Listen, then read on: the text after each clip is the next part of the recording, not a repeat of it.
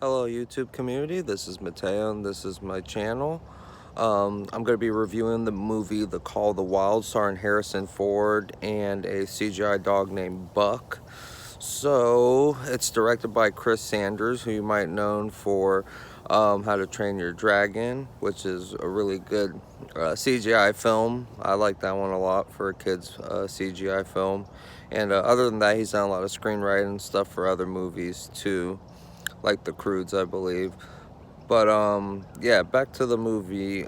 It was not that good for me, at least, just because I couldn't get into the fact that all the dogs were CGI. The main dog, Buck.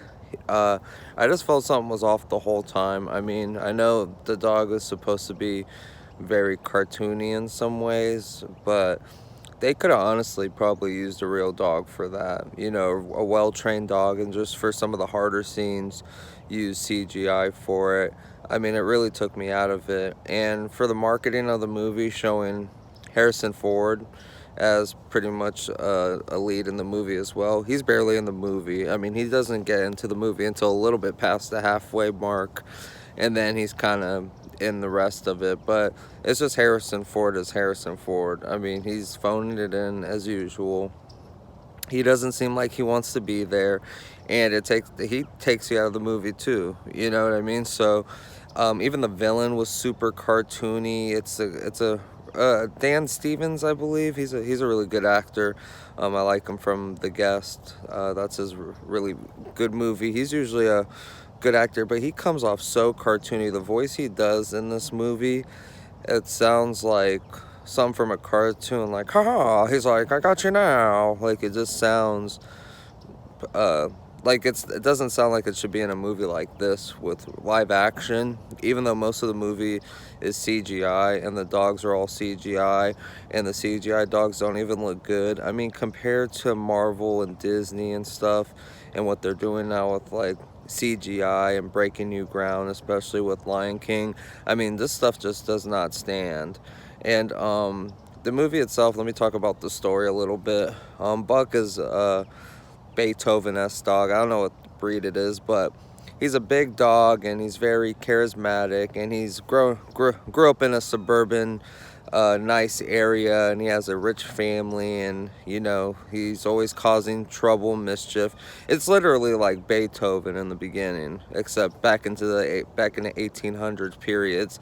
And so this guy who's like a thief, he finds this letter, like a note that says they're looking for snow dogs to deliver mail. So he decides to steal Buck and send him off to Alaska as a snow dog. So that's pretty much its main journey, is Buck going to Alaska and then kind of navigating through there as a mail dog and kind of coming into his own. Doing that, and then kind of then he the third act, he goes, that's when he meets up with Harrison Ford. Even though you see Harrison Ford a couple times in it, he's barely in it. I knew the whole time Harrison Ford was not going to even like really try. He was just there for it. Just felt like a paycheck job for him.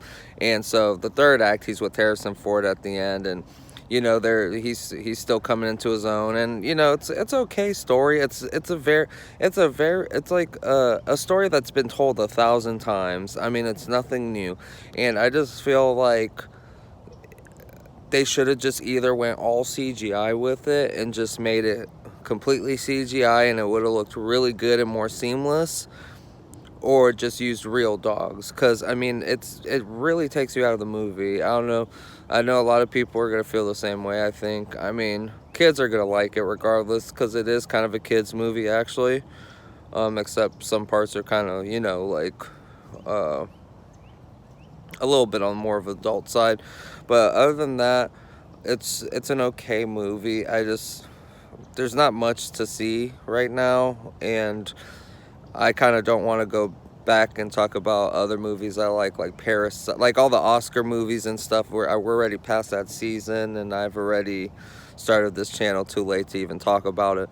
So, The Call of the Wild, it's definitely a movie you can just watch at home if you're a family guy and have kids, or if you have a girlfriend that likes that kind of stuff. That's like or boyfriend that likes that kind of stuff that's, you know, that's just kid friendly and, you know, just heartwarming family stories kind of, I don't know. It's just, it sucked for me. Yeah, I'm gonna have to give it a thumbs down. I would say, and that's not a bad thing. When I get when if I give that, I don't know even why I'm rating movies thumbs up or thumbs down. But if I'm saying thumbs down, that just means it's not worth going to the movie theater to see. So it's better just to watch it at home, maybe on a Blu-ray 4K. Maybe the CGI will look better. I don't know, but wasn't that great? Boring. Harrison Ford, please start trying to act again. Find a movie you want to do. Stop pretending you're in the movie and then you're not in the movie. And yeah, the whole movie was marketed. I know I said this earlier, but the movie was marketed as he was in it. Like it was that Buck and the dog and his journey. It's not. It's mostly Buck's journey throughout the whole movie. And it's just a CGI dog around regular humans and it just looks crappy. The dog doesn't even look real. So you're having to put all your interest, you know, you're looking through the dog's eyes and it's not even a real dog. So I mean, yeah, Harrison Ford, he's not in it till the third act almost, and he just phones it in as usual. You know, he's bits and pieces in the beginning, and he even does a voiceover. I mean, you could just tell he probably recorded most of the dialogue from his house. He just did voiceover. You know what I mean? Voiceover work for it. So that was just a big selling point that Harrison Ford was in it and he was doing a movie again, and he's just not 100% committed, so that's kind of to its detriment.